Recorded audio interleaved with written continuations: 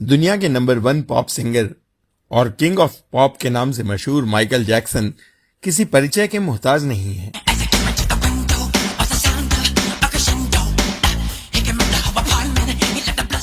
उनके गाए गीत उनकी मौत के बरसों बाद आज भी लोकप्रियता की रैंकिंग में टॉप पोजीशंस पर बने हुए हैं।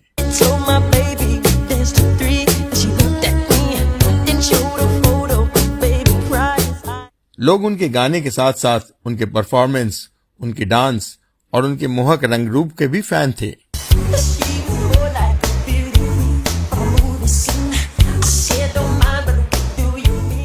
लेकिन क्या आप जानते हैं कि माइकल जैक्सन का यह रंग रूप पूरी तरह से बनावटी था।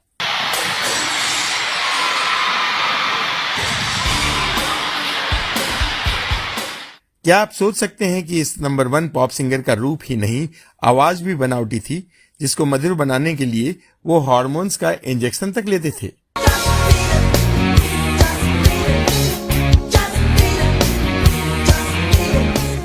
और क्या आप यकीन करेंगे कि माइकल जैक्सन के रूप और रंग में आए निखार के पीछे उनके साथ हुई कई दुर्घटनाएं थीं।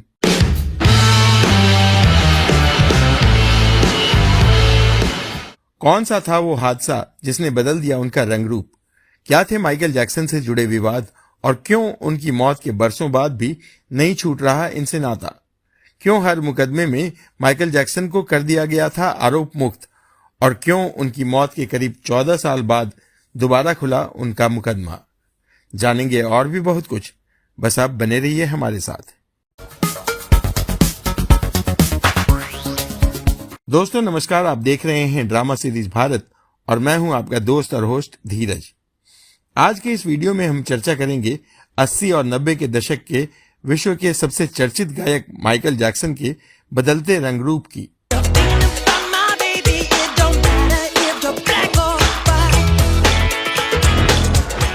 वैसे तो उनकी आवाज से लेकर उनका स्वभाव और व्यवहार तक सब कुछ चर्चा में बना रहा है, लेकिन जिस चीज के बारे में लोग हमेशा चमत्कृत रहे वो था उनका बदलता रंग रूप। 29 अगस्त 1958 को गैरी, इंडियाना में जन्मे माइकल जैक्सन अपनी माता पिता की 8वीं संतान थे। पूरा परिवार 2 कमरों के एक मकान में रहता था। पिता जोसेफ वॉल्टर उर्फ जोई जैक्सन पूर्व बॉक्सर थे और गिटार बजाते थे। माइकल की मां कैथरीन पियानो बजाती थीं, जिससे घर में राशन आता था। घर की आर्थिक हालात को सुधारने के लिए माइकल के पिता ने साल 1964 में जैक्सन ब्रदर्स नाम से एक बैंड बनाया था, जिसमें माइकल जैक्सन के सभी भाई बहन मिलकर स्ट्रीट में परफॉर्मेंस देकर पैसे कमाते थे। बाद के वर्षों में माइकल जैक्सन ने जो नाम कमाया वो एक इतिहास है।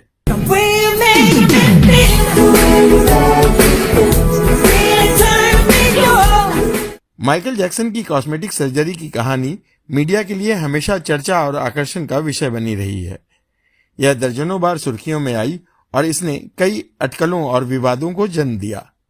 इन तमाम वर्षों में जैक्सन के चेहरे में एक स्पष्ट परिवर्तन देखने को मिला और सर्जरी की लिमिटेशन के बारे में अफवाहें फैलती रही। जब एक टैबलॉइड ने उनकी सर्जरी को सनसनीखेज बनाया तो खुद जैक्सन ने इन दावों को बकवास बताया। तो इन अटकलों के पीछे क्या है सच्चाई और माइकल जैक्सन ने वास्तव में कौन कौन सी सर्जरी करवाई? आइए जानते हैं विस्तार से। माइकल जैक्सन की प्लास्टिक सर्जरी की पहली ज्ञात प्रक्रिया 1979 में हुई थी, जब वह केवल 21 साल के थे।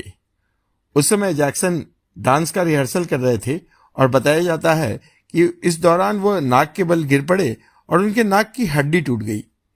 चोट को ठीक करने के लिए सर्जरी की आवश्यकता थी और इसी दौरान जैक्सन ने अपनी पहली राइनोप्लास्टी करवाई। यह सर्जरी उसी समय हुई थी जब उनका सफल album of the wall release हुआ था।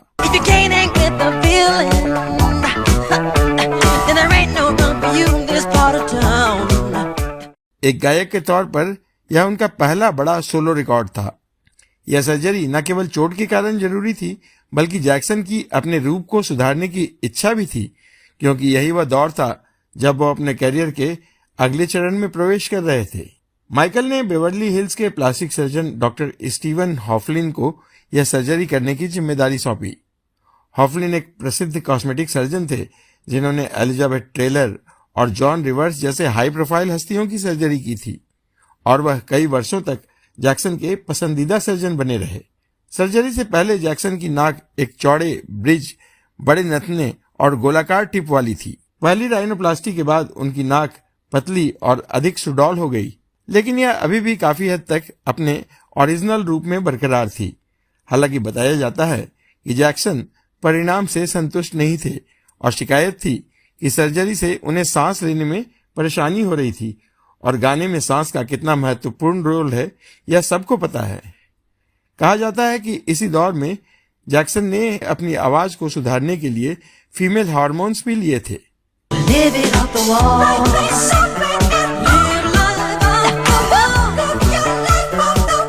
1981 में ऑफ द वॉल की सफलता और थ्रिलर के निर्माण के बीच के ब्रेक के दौरान जैक्सन डॉक्टर हॉफलिन के पास दूसरी राइनोप्लास्टी के लिए लौटे। उन्होंने एक मीडिया इंटरव्यू में बताया था कि पहली सर्जरी उनकी उम्मीदों पर खरी नहीं उतरी, विशेष रूप से उनकी सांस लेने की क्षमता के बारे में। डॉक्टर हॉफलिन ने बाद में बताया कि कभी कभी राइनोप्लास्टी के लिए मनचाहे परिणाम पाने के लिए कई बार सर्जरी की आवश्यकता पड़ती है, खासकर जब कुछ विशेषताओं को फिर से आकार देना हो। दूसरी सर्जरी में ध्यान जैक्सन के नथुनों के आकार को कम करने और उनकी नाक के आकार को अधिक सुंदर बनाने पर था। इसके लिए डॉक्टर हॉफलिन ने नथुनों के आसपास की कुछ त्वचा हटा दी थी, जिससे उनका आकार कम हो गया।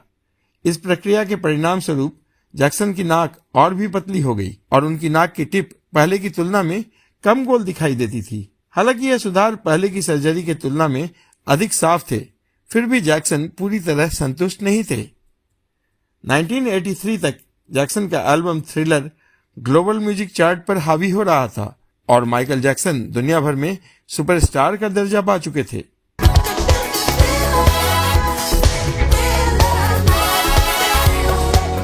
इस समय के आसपास जैक्सन ने तीसरी राइनोप्लास्टी करवाई और इसके परिणाम उनके हिट गीत से के म्यूजिक वीडियो में दिखाई दिए, जिसमें वो पॉल मैकार्टनी के साथ थे।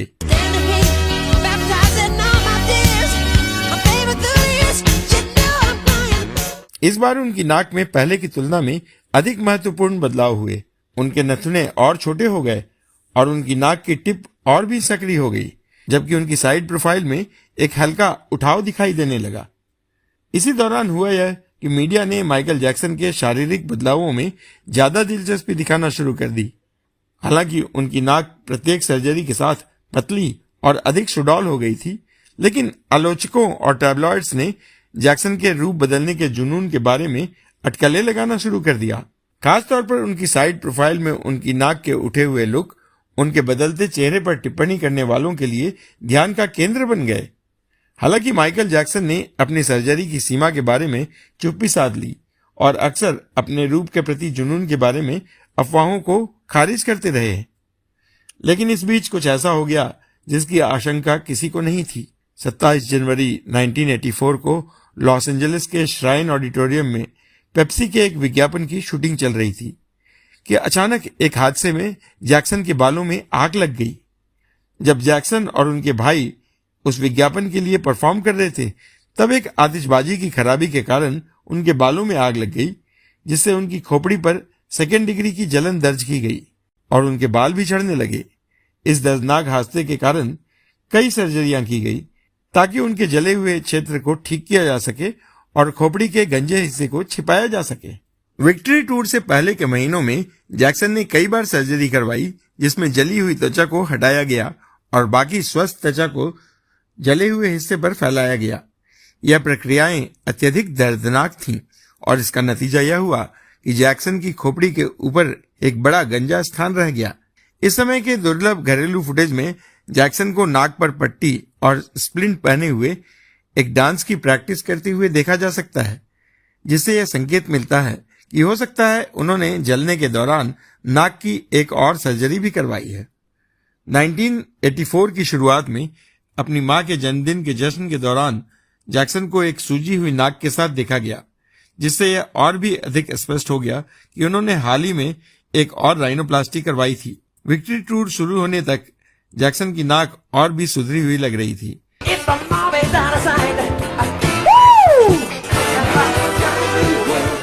लेकिन इसमें बहुत ज्यादा उठाव था, जिसे कई लोग अप्राकृतिक या कल्पनात्मक मानते थे।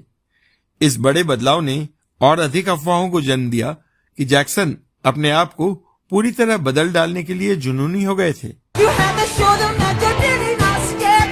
Play up in your life, this ain't no truth but dare.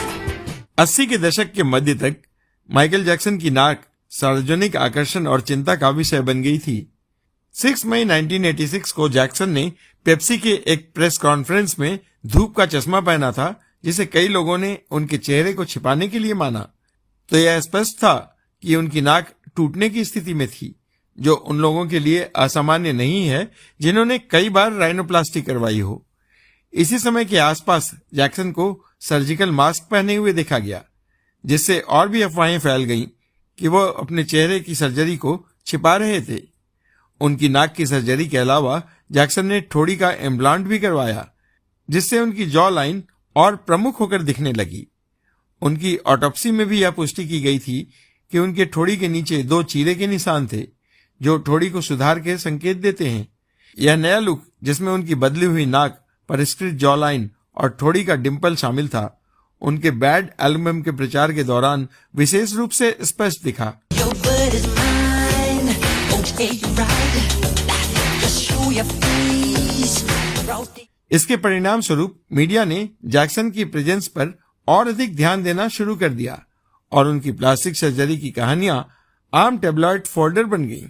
Pepsi दुर्घटना से उनकी खोपड़ी की जलन के बाद की सर्जरी के बावजूद माइकल जैक्सन 1980 के दशक के अंत और 90 के दशक में बालों के झड़ने से जूझते रहे।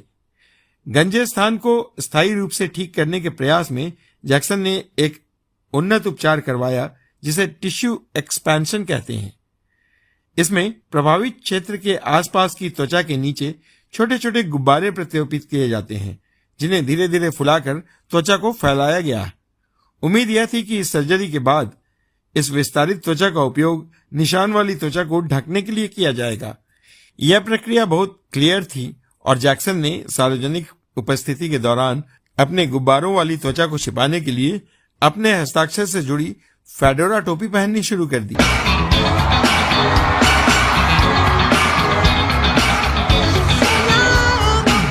(1993) के वसंत के दौरान जब जैक्सन जॉर्डन चैडलर के साथ सार्वजनिक रूप से दिखे, तब भी वो टोपी पहने हुए थे।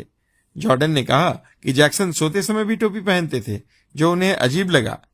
दुर्भाग्य से टिश्यू एक्सपेंशन उपचार वांछित परिणाम नहीं दे सका और जैक्सन को अपनी खोपड़ी को ढकने के लिए विग और हेयर पीस का सहारा लेना पड़ा। बाद के वर्षों में उन्होंने अपने हेयरलाइन की उपस्थिति को छिपाने के लिए टैटूज का भी उपयोग किया, जिससे उनकी कॉस्मेटिक प्रक्रियाओं की सूची और भी लंबी हो गई। 1990 के दशक के अंत और 2000 के दशक की शुरुआत तक जैक्सन की नाक की समस्याएं गंभीर हो गई थीं। उनकी बार बार की सर्जरी ने उनके नाक की संरचना को गंभीर रूप से क्षतिग्रस्त कर दिया था। यहां तक कि रिपोर्ट्स में कहा गया कि वो अब ठीक से सांस भी नहीं ले पा रहे थे और इस अवधि की तस्वीरों में उनकी नाक पूरी तरह से धसी हुई दिखाई देती है, जिससे यह अटकलें लगाई जा रही थी कि वे नाक के प्रोस्थेटिक का इस्तेमाल कर रहे हैं या क्षति को छिपाने के लिए मेकअप का सहारा ले रहे हैं। जैक्सन की मेकअप आर्टिस्ट कैरन फे ने खुलासा किया कि यू रॉक माई वर्ल्ड के संगीत वीडियो की शूटिंग के दौरान जैक्सन से कहा गया कि वो अपनी त्वचा को गहरा करें और नाक के प्रोस्थेटिक को पहने। इस अनुरोध ने जैक्सन को भीतर से आहत कर दिया, जो पहले से ही उनकी उपस्थिति को लेकर गहरी असुरक्षाओं से जूझ रहे थे। My life will never be the same. Girl, you came and changed the way. Faith ने बताया कि जैक्सन ने गुस्से में अपना ड्रेसिंग रूम तहस नहस कर दिया था और अपनी सर्जरी से जुड़ी बरसों की भावनात्मक उथल पुथल के कारण वह फूट फूट कर रो पड़े थे। हालांकि ऐसा लगता है कि जैक्सन ने अंततः अपनी नाक की समस्याओं का इलाज करवा लिया था। 2002 में कैलिफोर्निया के सांता मारिया में एक अदालत में उपस्थित होने के दौरान जैक्सन को सर्जिकल मास्क हटाते हुए देखा गया, जिससे उनकी नाक पर टेप दिखाई दिया। मीडिया रिपोर्टों के विपरीत, जिनमें कहा गया कि टेप उनकी नाक को एक साथ पकड़े हुए था, यह संभावना है कि यह टेप हालिया सर्जरी के सूजन को कम करने के लिए था। इस सर्जरी से रिपोर्ट के अनुसार उनकी नाक कुछ हद तक बहाल हो गई थी, जिससे उन्हें सांस लेने में थोड़ी आसानी हुई थी। जैसे जैसे माइकल जैक्सन की उम्र बढ़ी, उनका ध्यान राइनोप्लास्टी और खोपड़ी के उपचार से हटकर बुढ़ापे के लक्षणों से निपटने पर केंद्रित हो गया। 2000 के दशक के शुरुआत से जैक्सन ने अपनी त्वचा विशेषज्ञ डॉक्टर अर्नोल्ड क्लेन से नियमित रूप से बोटॉक्स और फिलर इंजेक्शन लेने शुरू कर दिए थे। शुरू में ये उपचार मुहासे और निशानों के इलाज के लिए किए गए थे, लेकिन जल्द ही यह उनकी युवावस्था को बनाए रखने के साधन बन गए थे। क्लेन ने जैक्सन के चेहरे के उन हिस्सों को भरने के लिए फिलर्स का इस्तेमाल किया जिन्हें सुचारू करना आवश्यक था। माइकल जैक्सन की नाक के अलावा सबसे ज्यादा विवादों में उनका रंग रहता था, जो बाद में बिल्कुल श्वेत हो गया था। हालांकि वो एक अश्वेत परिवार से थे और शुरुआत में उनका रंग काला था। उन दिनों के मीडिया रिपोर्ट्स में दावा किया गया था कि वो अपनी त्वचा को ब्लीच करते हैं, लेकिन उन्होंने एक इंटरव्यू में बताया था कि उन्हें त्वचा संबंधी एक बीमारी हो गई है जिसके कारण उनका पिगमेंटेशन बंद हो गया है। I have a skin disorder that destroys the pigmentation of the skin. It's something that I cannot help. Okay, but when people make up stories that I don't want to be who I am, it hurts. Jackson का जीवन उनकी plastic surgery की कहानियों से भी ज्यादा विवादित रहा था। I'm bad, you know I'm bad, you know. उन पर बच्चों के यौन शोषण के आरोप भी लगे, जिस संबंध में उन पर कई वर्षों तक मुकदमा चला। माइकल जैक्सन के खिलाफ यौन शोषण के आरोप दशकों तक चले। साल 1993 में लॉस एंजलिस पुलिस ने जैक्सन पर 4 बच्चों से छेड़छाड़ करने का आरोप लगाया था, लेकिन पुलिस को कोई सबूत नहीं मिला। साल 2005 में जैक्सन को बाल उत्पीड़न के आरोपों में गिरफ्तार भी किया गया था, लेकिन बाद में उन्हें सभी मामलों में बरी कर दिया गया। साल 2009 में 25 जून को दोपहर बाद लगभग 2:30 बजे अचानक खबर आई कि पॉप किंग माइकल जैक्सन नहीं रहे। यह खबर जिसने भी सुनी वह सन्न रह गया। लॉस एंजलिस में तो हर ओर सन्नाटा छा गया। वहां कई लोग सड़क पर बेहोश होकर गिरने लग गए थे। सोशल मीडिया के सभी प्लेटफॉर्म पर इतना अधिक लोग माइकल जैक्सन के बारे में लिखने पड़ने लगे कि गूगल तक क्रैश हो गया था। हर कोई जानना चाहता था कि सिर्फ 50 साल की उम्र में अचानक माइकल जैक्सन का निधन कैसे हो सकता है। माइकल जैक्सन की मौत भी विवादों में रही। कहा जाता है कि दवा के ओवरडोज की वजह से उन्हें हार्ट अटैक आ गया था। वहीं उनके घर वालों ने उनकी मौत को एक षड्यंत्र बताया। माइकल जैक्सन के निजी डॉक्टर कॉनराड मूरे पर मुकदमा चला और उन्हें 2 साल की सजा भी हुई थी। साल 2013 में जैक्सन के बचाव में गवाही देने वाले वेड रॉबसन ने अपना रुख बदल लिया और जैक्सन की संपत्ति के खिलाफ मुकदमा दायर किया। साल 2019 में HBO पर प्रसारित डॉक्यूमेंट्री लिविंग नेवरलैंड में वेड रॉबसन और जेम्स सेफचुक ने जैक्सन के खिलाफ आरोप लगाए थे। इन आरोपों के आधार पर अमेरिका की एक अदालत ने साल 2023 में इस मुकदमे को दोबारा शुरू करने के आदेश दिए, जिसमें माइकल जैक्सन की प्रॉपर्टी मैनेज करने वाली कंपनी को पार्टी बनाया गया। तो दोस्तों, यह था माइकल जैक्सन का विवादों से भरा सफर। आपको यह जानकारी कैसी लगी, आप हमें कमेंट करके अवश्य बताएं। अगर आपको इस बारे में और भी कोई जानकारी हो तो वह भी कमेंट करके बता सकते हैं। अब दीजिए अपने दोस्त और होस्ट धीरज को इजाजत। नमस्कार।